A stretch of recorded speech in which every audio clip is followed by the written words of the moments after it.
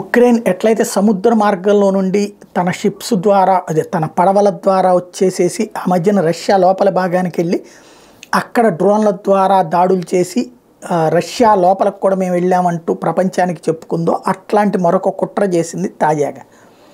ఎర్ర సముద్రంలో నుంచి వచ్చి రష్యా మీదన దాడులు చేయడానికి ప్రయత్నిస్తే ఇప్పుడు సముద్ర తీర ప్రాంతాలన్నింటిలో కూడా పటిష్టనిగా ఏర్పాటు చేసుకుంది రష్యా.